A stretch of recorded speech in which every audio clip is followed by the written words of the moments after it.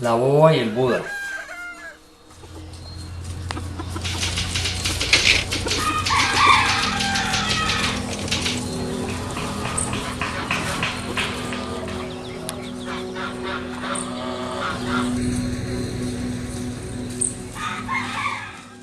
La boba y el Buda fue una novelita corta que escribí cuando, huyendo del yugo familiar, que mis padres se habían ido a vivir a Cali, a una casa en el barrio de Versalles, y yo ya llevaba años viviendo solo.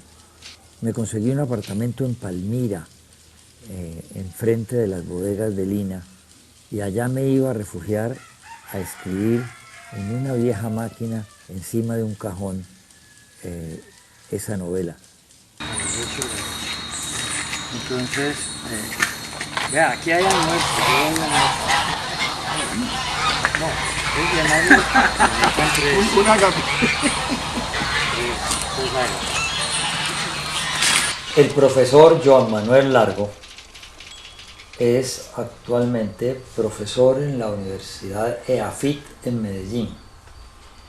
Él se graduó en Historia en la Universidad del Valle y es doctor en Historia de la Universidad Nacional. Como tal, ha sido más que nada un historiador experto en el Valle del Cauca, en la burguesía vallecaucana de principios del siglo XX. Él, cuando era estudiante, me buscó para hacer su primera tesina y a mí me pareció que era brillante. Para mí es un placer poder volver a conversar con él, porque significa que el fruto de la tierra también lo pueden mirar desde el mismo Valle del Cauca. Muchas gracias por venir. No, gracias a ti, Gustavo, el placer es realmente mío de poder venir a conversar de esta novela, en este caso, que es La boba y el Buda, una novela que aparece en Colombia en los años 1970, es todavía el Frente Nacional. Seguramente esas ediciones son familiares para cualquiera que sepa de libros en Colombia. ¿Cómo llegó La boba y el Buda a Colcultura? Esa edición es de 1973. Resulta que La boba y el Buda ganó el premio Ciudad de Salamanca, premio que no se volvió a dar, pero que daba una gran aureola que el entonces director de Colcultura, el poeta Jorge Rojas, que tenía como subdirector a Alberto Aguirre Quintero, quien había sido director de la biblioteca de la Universidad del Valle y me conocía, pues me dijo que si ese libro se podía publicar. Y como el premio Ciudad de Salamanca era más honor que plata y no daban edición, yo dije que sí. Me dijo, es que va a salir dentro de la colección, que se venderá a 3 pesos, creo que por allí dice 3 pesos. 3 pesos. A 3 pesos, que era lo que costaba un periódico en aquel momento. Y el libro se ofreció en todos los puestos de revista. En aquella época los periódicos se vendían en las esquinas principales de las ciudades y se voceaba todavía, y ese libro salió para venderse en esos sitios. Inicialmente yo firmé un contrato por el que me daban 1.000 pesos por 150.000 ejemplares, pero el libro pegó de manera dramática y terminó haciéndose una edición adicional de un poco más de 100.000. Como a mí ya no me pagaban por eso, pues yo simplemente sentí que era un libro que al lado de Cóndores pues me estaba dando una nombradía en distintos rincones del país que no había tenido.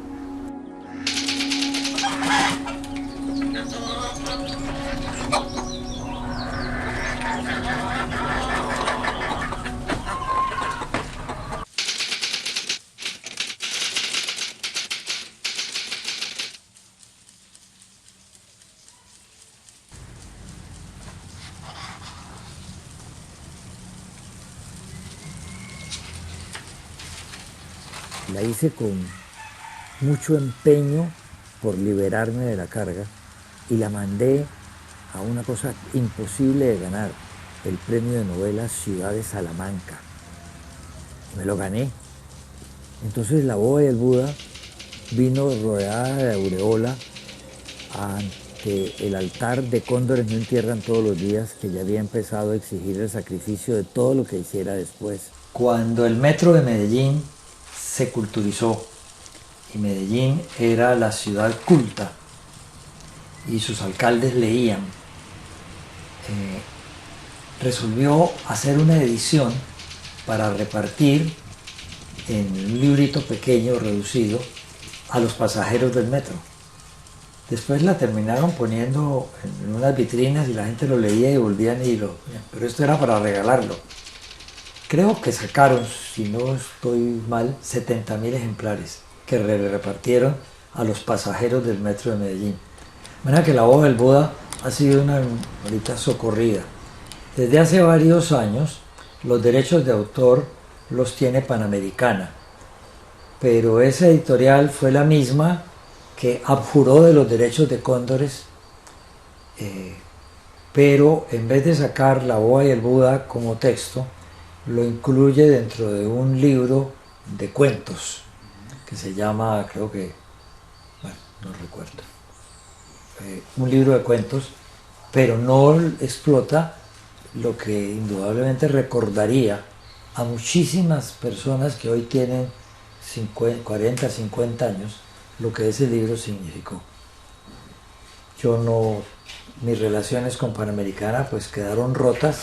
Ellos religiosamente me pasan un mínimo porcentaje del Bazar de los Idiotas, que está en propiedad de ellos, y de los cuentos. Y como tal, pues no puedo decir nada, pero ni tengo con quién conversar. Porque después de ese chasco de Cóndores, recuerde que esa editorial me envió una carta diciéndome que ahí me enviaban la renovación del contrato de Cóndores, con el que ya llevaba casi 15 años con ellos. Y en el nuevo contrato, el primer párrafo decía: autorizamos a la editorial a cambiar de título a Cóndores. Entonces yo dije, siento en el alma, yo no firmo eso. Primero, porque no tienen conocimiento literario de lo que significa Cóndores. Y segundo, porque no tienen conocimiento económico de lo que es vender un libro que todo el mundo lee. Quedaron rotas las relaciones. Por eso La boba del Buda está enterrada ya dentro del extenso contrato de los cuentos. Son muy simbólicas, creo yo, esas dos ediciones que hablan de una circulación amplia, y eso me lleva a pensar en los temas. ¿Cuál es el tema de La boba y el Buda? La familia, el destino, la bobada, que parece ser algo que aparece en otras novelas y que es un tema constante. ¿Cuál es el tema de esta novela? No. ¿Quién es el papá de la boba? El Papa Uribe. Es decir, es la figura legendaria. Y en Tuluá, la figura legendaria desde 1890 hasta 1930 y tantos que murió, fue el doctor Tomás Uribe Uribe, hermano del general Rafael Uribe Uribe. Como tal, era el mito viviente de Tuluá, el dueño del Partido Liberal. Y pues encumbrarlo a la dignidad papal era una exageración. Y mucho más porque esa novela, antes de que me lo diga, es la única novela donde el personaje es un niño, porque yo no tengo niños en mis novelas, yo no tengo hijos. Entonces no tengo más relación que una sobrina nieta que vive en Suiza, que no veo sino cada 2 años, en el tras de haberla tenido como niña. Entonces, un niño puede exagerar. Entonces, ese personaje central estaba para que el Papa Uribe fuera Papa de Tuluá, obviamente. Una de las cosas que muestra la novela es la vida cotidiana de una familia. Por ejemplo, en el duelo del Papa Uribe, los únicos que pueden hablar son los gansos, los perros y las loras. ¿Qué significa eso desde el Valle del Cauca, en esos años en particular? La burguesía vallecaucana, rígida y feudal, tiene que aparecer en novela de Gardiazabal, porque yo pues, no solamente he sido víctima de ellos, sino que en ese ambiente pesado, ahora le parece a uno risible, peor aún, le parece a uno ridículo, pero así era la normatividad, porque era una estructura totalmente feudal. Usted me corrige que es historiador. Carlos III, si no estoy mal, hizo un censo a finales del 1700 y un censo para las provincias como Colombia. Y en la provincia del Cauca, en el Valle del Cauca, solo existían 76 fincas. Esas 76 familias fueron las dueñas del Valle del Cauca durante casi 400 años. Entonces la estructura social a la que ellas obligaban, porque tenían la plata, daban el trabajo, daban las órdenes, hacían nombrar los alcaldes, hacían nombrar los gobernadores, pues era igual de rígida a el estilo feudal, que había desaparecido hacía 300 años en la España originaria. Entonces, todo eso repercute acá, y repercute en la mente de un niño. ¿Y qué es el elemento que más funciona? Lo prohibitivo. Porque recuerde que la historia de Colombia nos debe enseñar que este país lo hizo la Iglesia Católica a su imagen y semejanza. La Iglesia Católica española, por ende inquisidora, ¿no? Católica y romana, apostólica. Esa sumisión está basada sobre la prohibición. Las religiones abrahámicas tienen todas normas prohibitivas. No coma cerdo, aguante hambre, todas esas, mientras eso no se... Finalmente los 10 mandamientos de Moisés, que ya ahora nadie voltea a mirar, eran 10 normas prohibitivas. No matarás, no fornicarás, no desearás la mujer del prójimo. Normas sobre las cuales se construyó una civilización, la civilización de los prohibidos. En el Valle del Cauca no la prolongaron hasta hace poquito nomás, la estructura, porque todavía sigue el régimen feudal vallecaucano. Lo siente uno. Claro, acomodado ahora a los celulares y a la inteligencia artificial, quién sabe qué híbrido va a salir. Yo, para retomar ese tema, pensaría que prohibición, pero también vigilancia, porque el narrador de esta novela justamente es como víctima de la persecución de su madre. Tiene que darle reportes acerca de las páginas que lee, incluso de cuánta cantidad de agua toma y cuánta expulsa, ¿no? Entonces, esa vigilancia, esa prohibición, esa presencia de la Iglesia Católica, que no solamente es el terror para Ramona después de hacer su primera comunión, sino que también es una especie de invitación, porque este narrador tiene que dar misa desde los 9 años, y eso lo has explorado en otras novelas, como por ejemplo La misa ha terminado. Sigue siendo, tal vez ya no lo católico, porque evidentemente la Iglesia ha perdido fuerza, pero sigue siendo esto prohibitivo parte de la vida colombiana. Yo creo que sí. Por eso nos polarizamos tanto, porque una forma de prolongar la prohibición es ponernos a favor o en contra. De alguna manera los unos van a prohibir a los otros. Vea lo que estamos nosotros viviendo por estas épocas. El país se fue rápidamente olvidando de la división entre uribistas y los no uribistas. ¿Ya? Y ahora es el país frenético petrista y el antipetrismo, así no estén organizados. Y así el petrismo de tumbos, porque su presidente no tiene una línea aparente de acción, aunque yo creo que todo en él está previamente programado para fines mucho más altos. Entonces, en esas condiciones, esa vigilancia que se ejerce proviene indudablemente de la Iglesia, repercute en la formación de una sociedad y repercute en las acciones violentas, porque finalmente la prohibición en algún momento es injusta y contra la injusticia se da la venganza. Y como en Colombia hemos alimentado nuestras vidas con dos agüitas, el agua de la envidia y el agua de la venganza, el producido es lo que hemos vivido en tantas partes.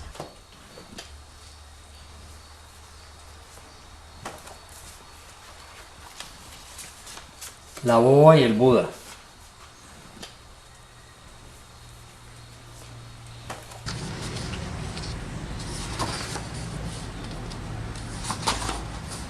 Apreté el Buda contra la almohada y me hice el dormido.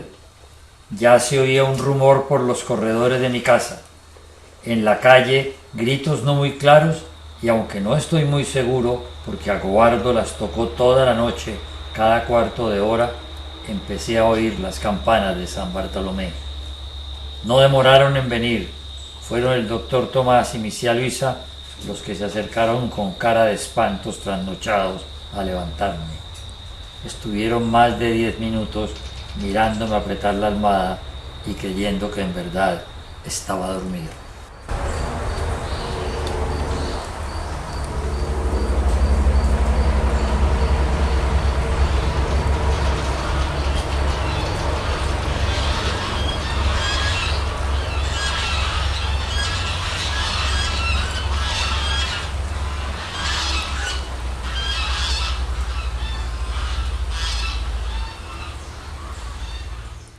Eran unos libritos que se vendían por el mismo precio de un periódico. Y esos libros sacaban 200, 300.000 ejemplares y los ponían en las esquinas y en toda parte a vender, y el resto los regalaba el gobierno. Los derechos de autor que pagaban no importaba, pero La boba y el Buda empezó a hacer una novela corta y empezó a ser rival de Cóndores en los colegios y escuelas de Colombia, porque se podía leer. En estos días me tocó volverla a leer para poder tomar una determinación sobre si iba o no iba en la biblioteca. Sentí una infinita satisfacción, pero la deseché. Es demasiado llena de Gardiazabal para que salga ya empastada. Y es lo que no deja de sorprender, que una novela escrita hace 50 años, como con toda la intención de rastrear esas dimensiones de la vida cotidiana, nos siga diciendo cosas hoy, se puedan hacer tantas conexiones. Entonces otro personaje de La boba y el Buda que también está en parte de tu literatura es Tuluá. Y Tuluá como un pueblo que escucha, que rumorea, que maldice. Eso se conserva en las ciudades vallecaucanas, esa especie de pueblo que está, por ejemplo, en el caso de esta novela, está en el entierro de Papa Uribe, está en el bautizo de Ramona. O sea, el pueblo está siempre como en los momentos más tensionantes, así como en Cóndores, por ejemplo. Eso de los municipios vallecaucanos se pierde, se conserva. Nos encontramos con que el Valle es un rosario de ciudades donde se conservan sus tradiciones, donde se conservan sus mitos y sobre todo en donde las repercusiones son netamente parroquiales. Mis novelas son muy parroquiales, por eso han resultado algunas universales, pero es porque es el Valle del Cauca el que conserva esos núcleos en donde ni aún con la invasión de las comunicaciones ni con el desplazamiento masivo que ha habido de vallecaucanos que se fueron a trabajar a Europa, a trabajar a Estados Unidos, al Japón, han perdido su idiosincrasia. Siguen todos volviendo al municipio, casi rescatando lo que no se pudieron llevar. ¿Por qué es importante que la literatura hable del pasado? Porque en este país, con todo respeto, doctor en historia, los historiadores no escriben lo que se necesita para saber la historia de Colombia. Nosotros descansamos nuestra tradición primero en los cuentos verbales, en Tuluá y en casi todos los municipios del Valle de que hablábamos hace un momento. La tradición oral ha sido fundamental. Acá la tradición oral llega al nivel de perfección con el chisme tulueño, que es distinto al bochinche, porque el chisme tulueño es el cuento que los historiadores no dejan contar, que los dueños del poder no dejan que se publique, no dejan que se diga, pero cargado de humor para poderlo distinguir del bochinche, que es dañino. Entonces, dentro de esa estructura que es muy nacional, creo que tiene razón, una novela de esta es una novela histórica, pero como era, primero de Gardiazabal, segundo, apareció después de Cóndores, no me iban a dar un reconocimiento tras otro. Muchísimas gracias, pero tenemos que interrumpir porque el tiempo acabó. Mil gracias por venir a conversar conmigo. Gracias. Gremios contra la alcaldía de Educación, Petro, ¿cómo lo hay?